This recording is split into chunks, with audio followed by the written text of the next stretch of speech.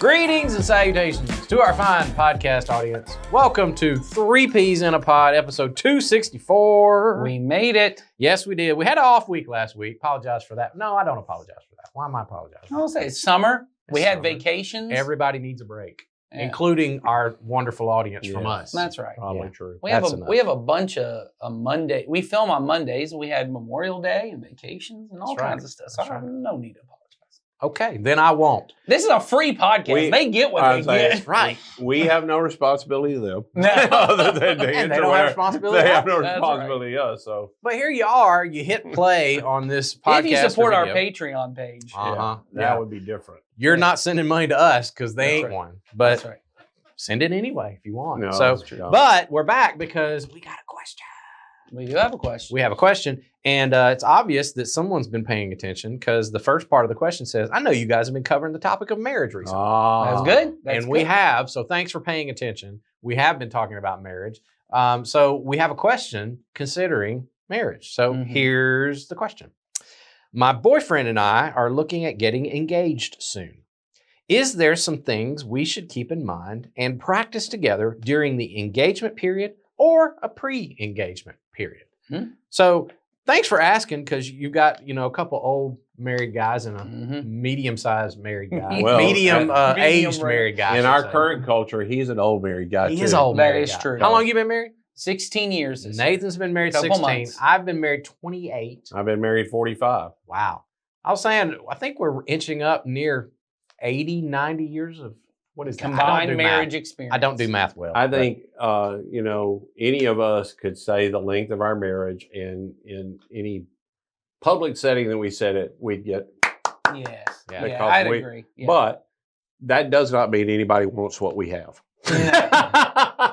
That's what I've come to realize is Yeah. lots of people are applauding and then getting divorced the next day. That's true. well, but the truth is, whoever's sending this question wants us to answer it. They want to hear our perspective. So you're Mhm. going to get that perspective, Yeah. whether you want it or not. Yeah. You're going to get our perspective on that based on our experiences. But it has been a while since we've been engaged.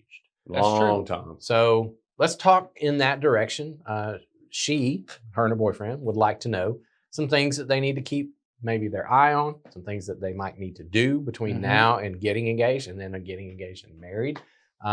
So who wants to start They're on that? not engaged. It says I they're missed not, that. they're They're thinking about getting thinking engaged. about Thinking it. They're engaged to be Think- engaged. They're heading They're- toward the engagement period. Gotcha. You know, in my day, when you brought up the engaged, You were you were engaged. That's it, huh? You didn't whisper those words. Mm, You didn't talk about being engaged. Once you brought it up, mm.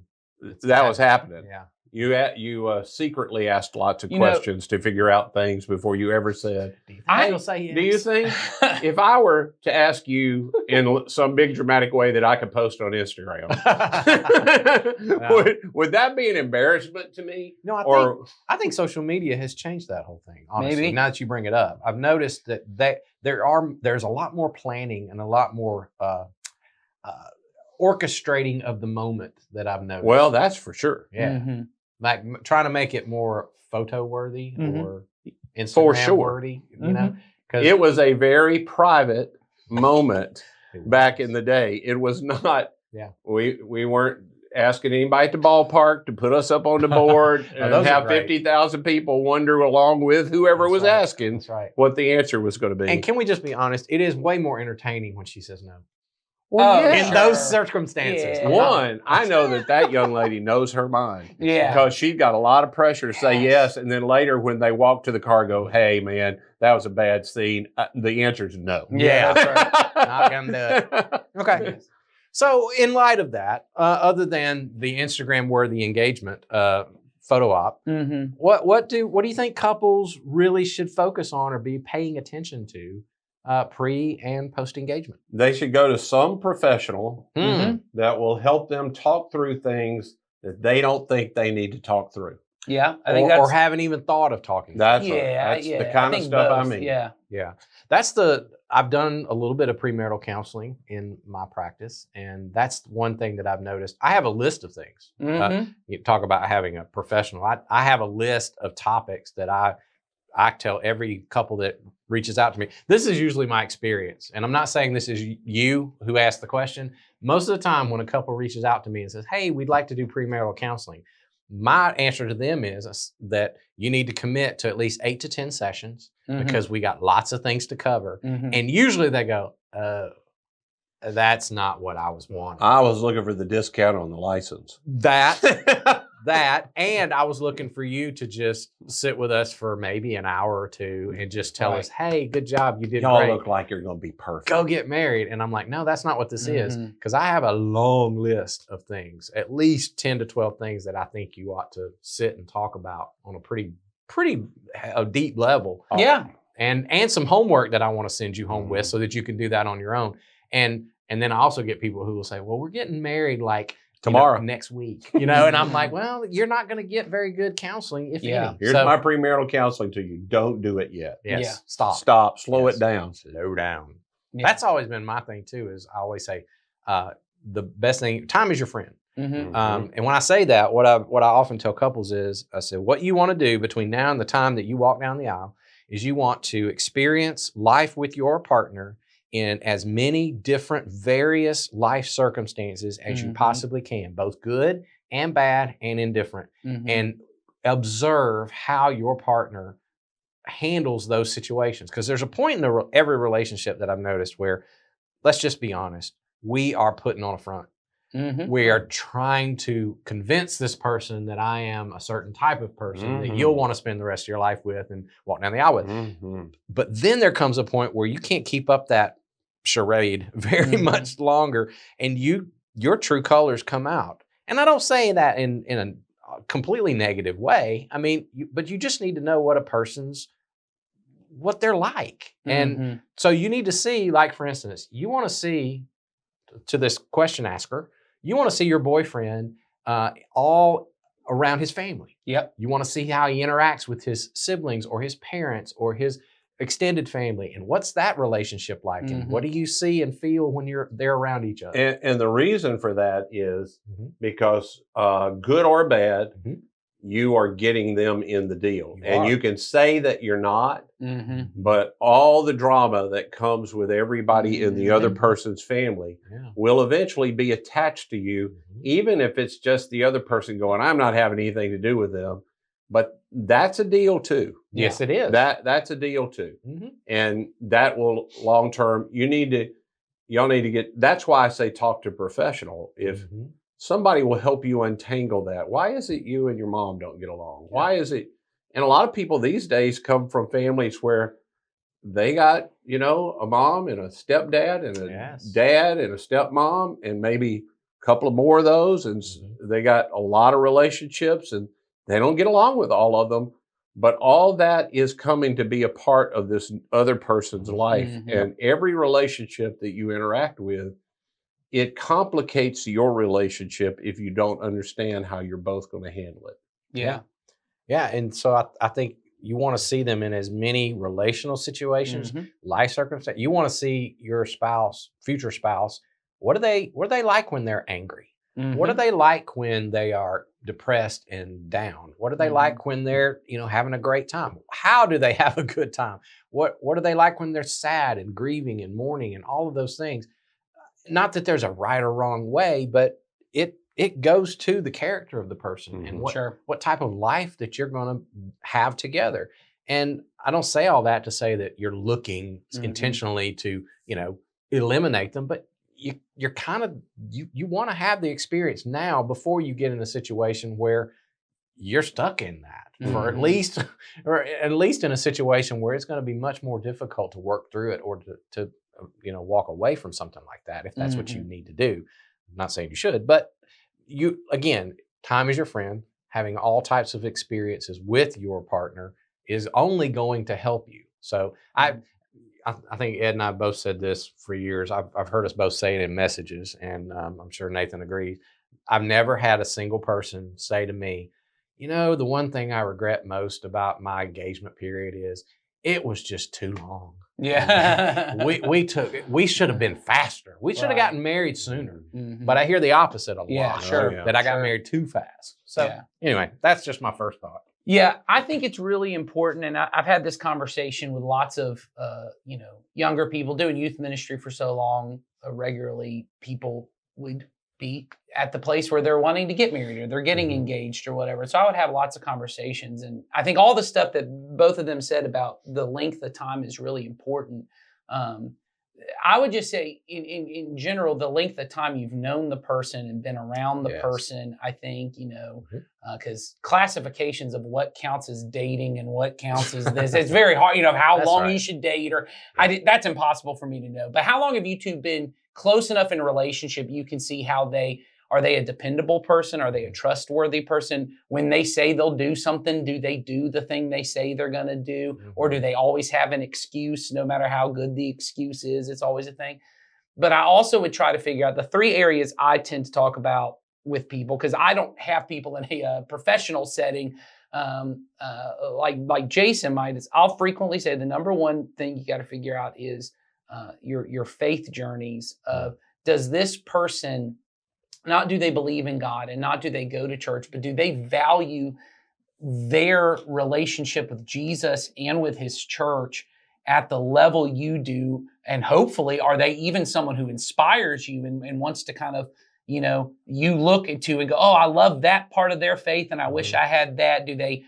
Are you the one that's always bringing up Jesus? Are you the one always bringing up, I have to do this thing because I've got to be at church. I got to do this. If so, that speaks more to the person's conviction. Because what I've found is, and it depends on what age you are too, because I will say that's different. But, my wife and I, we started dating when we were 15. And a lot of our personality and a lot of our character has shifted so much. I mean, we've been together in a serious relationship for about 20 years. Our personalities and all of that has shifted over time as we've grown and all that kind of stuff. Oh, it has to. It always does. Right. But I would say our core conviction that Jesus matters most to us and that being involved in his church really matters. And so I would look to that. The second thing I always tell people is what you think about family and how family should operate, I think is, and maybe not even think about it, but what does that look like? Because I agree see them around their family. And also when you start to notice things and you're like, that's kind of a weird way to do family, or that's a pretty messy, or maybe that's kind of a dysfunctional way. Do they agree with you? Because all of us have weird and dysfunctional things about our own families. Oh, yeah. Yep. But it is important that you and your future spouse are on the same page of, we don't want to carry that into our family. Because once again, I haven't dealt with a lot of people in a professional setting, but just in a, pastoral, as I'm getting to know people and talking to them about what's going on in their marriage, one frequent thing I see is, he takes his mom's side on every issue of the thing, or she takes her mom's side on it. And there's this third person in the marriage at the time, because I got to do my family's way of doing things. You got to do yours. And we weren't really clear on what do we want. Do we both want kids? What does that look like? What's the timeline?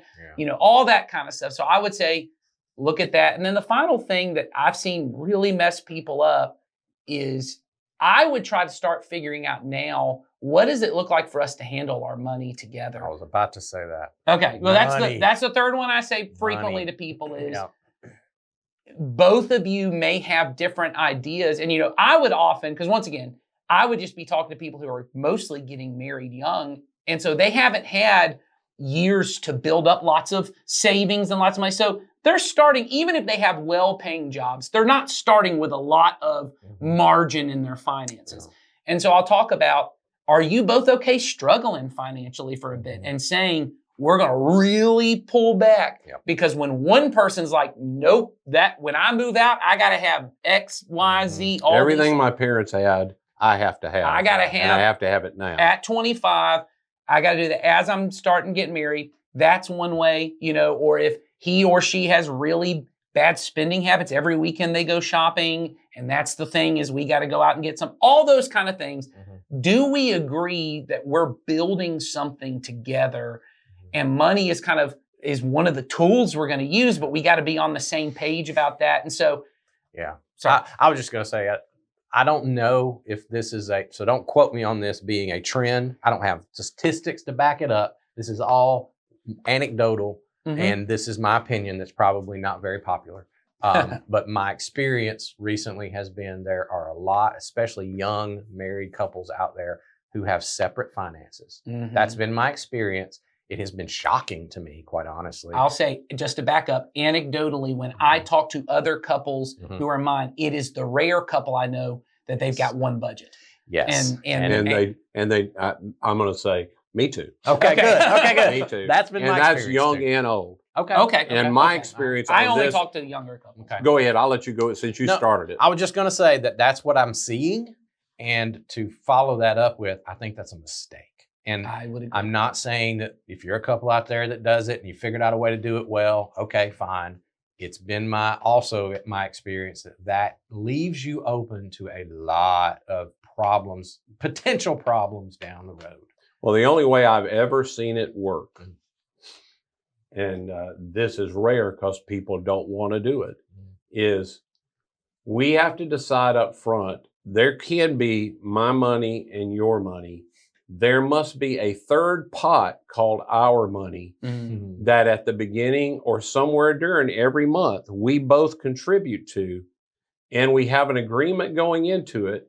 If our money doesn't get funded, the your and my money goes away. Yeah. Sure. There must be, it's like a partnership of, hey, I'm going to get paid and you're going to get paid, but we're both going to make sure the business lives. But the moment you don't put your part in, all of that goes away and we got one pot. Because we either have to have one pot or because I don't know what you're doing with the rest of the money that you couldn't contribute because I see you go off. That's the argument you have. And I see you going off. And it builds resentment already in the huge relationship. resentment. And that's where what I meant by the potential problems. Those are the ones that I see happening a lot. Yep. And you can keep that from happening if you plan it out, like either like Ed said, or you combine right at the beginning and you just share that. Well, and a third, no secrets from each other. I would say I have a third way I've seen it work, which is and I hadn't thought of this, but I have a son that has done this successfully now for coming up on 10 years. And that is, they decided going in, we're going to live on one of our salaries. Well, that's it. Yeah. We're going to live on one of us makes enough that we can maintain a lifestyle we're okay with in this amount of money. And the rest of it, we will use for things we agree on together. But see, that's still to me combining. It is. It is. It's us agreeing. Because what I would say is, if you just want practical advice, which this is a podcast, you don't got to listen to nothing. No, you asked us. We can say whatever we want to say. When my wife and I got engaged, we just immediately agreed. Now, we had separate bank accounts because we weren't married yet, so we couldn't get a joint bank account. But we were engaged. And what we agreed was, we had a shared document that was a budget, and she would put in everything she made and everything she spent. I put everything I made. Before you got married. Before we got married. And we started working together on, because, and part of that was, we wanted to go into our marriage. I can't remember what the number was because we made so little money. Yeah. But it was, we wanted to go in with an emergency fund ahead of time. So we were both contributing on our own in our own bank accounts, but because once again, all money doesn't actually exist. No. It's all a number on a document anyway. I just finished a great book that I saw 3 years ago, put it on my list, and finally read it last week, called Money, A History of Something We Made Up. Yes. Oh, wow. I was going to say. It's fascinating because it is. It's just a thing we all made up. It's just a thing we made up. So it's already just numbers on a document. So we put our numbers on the same document. And because what we wanted to see, at least my part, and I think I was on the same page as I wanted to see when we put, this is how much we're both agreeing to, I will only go out to eat this much in my single life. I'm a single man. I mean, we're engaged, but I'm not, legally bound to you yet. And I'm saying, will I actually only spend that amount of money? And will you only spend this? And we were working together on it. And it worked well for us. And it was a good practice for me to start saying, oh, I'm accountable to her. Well, I don't get to just stop by Quick Trip on my way home because I know I can work it out of something else because we agreed. And so even at that time, we'd put our date money together and we'd say, okay, when we're going to go out, I'm going to pay this much, you're going to pay this much, which we didn't do when we dated. It was all on me, but Yeah. I kind of like that part. We're going to contribute a little bit together and we're going to work it out. So that's one potential way for you to go. If you ask what are things I should practice is While I'm still engaged. That's a really good one. Nathan. let's agree to it, because if you're saying I'm going to spend the rest of my life with this person, knowing how much they make should not be too vulnerable. Mm-mm. Not during the game. How much money they make? How much money do they spend on Well, this? and I'll say this. The good part of practicing that before you get married, and you're the only one I've ever heard say that, which I think that's a great practice, is it does make me more vulnerable to that person than I was Mhm. before. Yeah. And it lets them see how willing I am to be accountable. Right, which Because is a huge. If I am not willing to be accountable to you when we aren't legally bound, thinking that I'm okay being accountable to you when somebody says, okay, you husband and wife, you're fooling yourself Yeah. if you Yeah. think somehow that accountability is suddenly going to go up. Yeah. Which is the other thing I talk about if you're dating. We haven't brought it up yet. Most people in our culture, when they're dating, have sex. And if you want to know what I would encourage you to do before you get married, I would stop that. And we're talking about things you ought to practice. A lot of people in our society think sex is the most important thing in marriage. I can tell you, it absolutely is not. It ain't in my top few, to be honest with you. I'm not saying it's not a deal. I'm not. Yeah. But, and I'd say the same thing about accountability. I used to, when I did premarital counseling, I would have the couple sit at the end of the first session, look each other in the eye, and I would say to them, I assume the two of you are currently having sex. Mhm. And you're going to get married here in a few months. And if you can't promise each other between now and the end of this time before you get married that you won't have sex with each other between now and then, you're fooling yourself when they say they won't ever have sex with anybody else between now and the end of their life. Because you don't know if they can control themselves or not. But right now, you get a chance to test yourself to see, can I be sexually faithful over the next few months before I promise to be sexually faithful the rest of my life?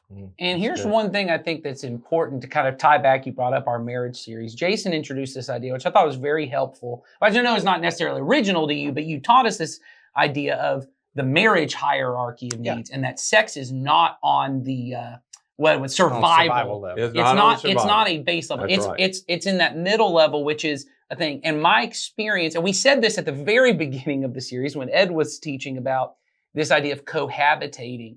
One of the reasons that I have just seen that we're going to have sex before we're married and we're going to cohabitate before we're married ends up sabotaging things in marriage is because even when we're cohabitating, we're not both often working on the survival part together of we have a lot of response. We might contribute little bits of money here and there to certain things, but our money's not tied together. And if I have to leave, I can leave. And so we already talked about the money part, but we get all the benefits of the upper level of stuff because I'm personally taking care of my survival needs. And so sex is often a little easier to come by. Yeah. It's a little more exciting and all that because I'm personally taking care of my needs. I'm not worried about your needs. And then we get together and do the fun part. And so, well, the amount of times that I've sat with people in really bad marriages and they go, you know, the funny thing is the sex has always been great. And I want to go, well, duh. Yeah. You know, we argue, we fight, and we have great sex. Okay. Well, if you want to do, sometimes the sex can mask the fundamental that's survival exactly things. right. I think that's what you're saying, Nate, yeah. is because Yeah. when you're living up here in this, other level, it's easy to ignore the survival Yes. stuff. And so to set that aside for a moment and then learn how to build a team that can support a Yes. marriage. Yes. That I'm telling you, this is what I know you want to hear, but I'm telling you, if you will do that, the sex part will take care of itself. It will. I've seen it many, many, many times. It's not, we got to figure out if we're sexually compatible first before we figure out how to build a life. Mhm. Yeah, because It's upside down. yeah, in that way, it makes it sound like sex is more important than food and water. I need to figure out. Well, that's the way people like to talk about I know. Well, it is the way our Unfortunately. culture, It's the way the Or culture that it's likes to on the talk same about it. level, but it's not on the same level. Mm-mm. And on that note, you brought up something that I can tell you I'm seeing way more often in my counseling office these days, is that when you get this backwards, when you prioritize sex, you think you've made this really clear connection between just the two of you. What you've really made a clear connection with is sex. And then what happens is you get 5, 10, 12 years into a marriage, and then you're going to wind up in a counselor's office because somebody in the marriage is watching porn Mhm. or continuing to watch porn Mhm. or being very free and loose with their texting relationships with people of the opposite sex. That's right. And there's a lot of mistrust. And so one of the first things I say to couples when they come into my office for couples counseling is I say, okay, the first thing we have to establish is the only way this is going to work is if we have a no secrets policy. And I mean that all the way across the board. And a lot of times they look at me like I got a horn growing out of my head because I've seen it. There's two people that have developed these two private lives Right. that they don't think the other one has right to. You know, That's you right. don't get to see what I do on my phone. You don't get to see the websites that I go to. You don't get to see the I don't see password. how that impacts you. Why It would you doesn't. need to see that? It Why? doesn't hurt you. It doesn't hurt you. That's What I right. do, it doesn't hurt you. It doesn't until she finds out about it. Right. And then it hurts her. And then you want to know why it hurt her. And so I just say right up front, I said, are you willing to give complete access to your spouse to all conversations, all accounts, all passwords, all Mhm. websites that you frequent, and let's lay it all out on the table. And from henceforth, if you go there, she knows. And if you go there, he knows. And all the conversations and everything else. And the amount of people that shy away from that pull back from that, I would just say, if you don't start that from the beginning, it will eventually turn around and bite you. Yeah. I've seen it over and over and over again. If this person is going to be your partner in life, they need to be your partner in all areas of your life. And that means you're open, you're vulnerable, you're laid Mhm. bare before this person. Now, if that scares you, if you have pause with that, there's something you need to deal with in your heart. Yeah, you probably need to pause on this engagement. Yeah. If there's a reason I can't be accountable to this person, I'm going to commit my life to. Mhm. I probably, for their sake and my sake, That's right. because even you say, well, it's only me, you're going to hurt them. Yeah. You may wind up having children. You're going to hurt them. You're certainly going to hurt both of your families who believed you all were going to be together. And I know people don't think that's true. It's true. Mhm. You hurt everybody do. around Me you. too. And you just need, just before you start all that, just pause. Just, And I'll just give you the best explanation that I can and say, okay, let's say you're telling the truth. There's nothing that I'm doing that is, unfaithful. I'm not, but I should have a private part of my life. What you've also created is you've created a space where your spouse doesn't have the ability to fully know how to trust you. And you haven't shown yourself to be trustworthy. Mhm. My phrase I say over and over and over, if you have nothing to hide, you will hide nothing. And so if you have a posture towards your spouse of saying, my life's an open book, I'll make everything available for you to see and understand and experience, then they will go, oh, wow, this person is trustworthy. I can be safe. I can rest in their presence. If you don't have that, though, every time you spend a little too much time in the bathroom with your telephone, Mhm. your spouse is going to go, I wonder what they're doing in there. yeah. And that part's not open to me, so I don't know. Yeah. And so now there's suspicion, and then that grows. And then every little thing that they see, it just creates a relationship of mistrust, or Mhm. at least not a foundation of being able to trust. Yeah. And so what I'm talking about is if you lay that foundation now and you lay that as the basis of your relationship, there won't be all those questions later. And so in those situations when you've been together for a while and questions come up, it's all right there. And you don't have to wonder. Yeah, So- I would tag on to all of that as well.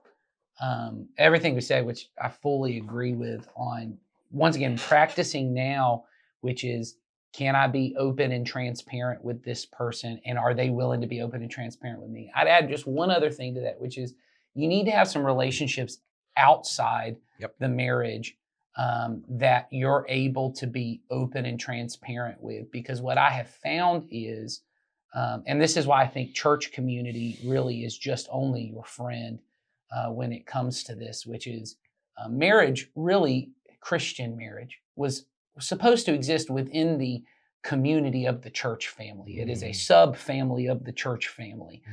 The church family does not exist to prop up the marriage. The marriage is part of being a part of the church family. Yeah.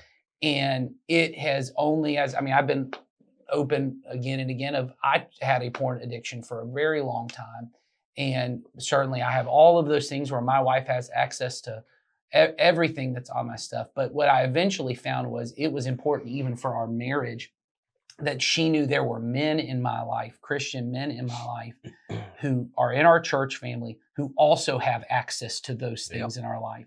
And they have access to speak into our marriage. And she has women in her life who speak into to her, life as a wife, because it also becomes burdensome within the marriage if the transparency itself can even become a thing of, I got to always check and make sure the other person's doing a thing. But knowing that she knows for me, everything I have, someone else is seeing it.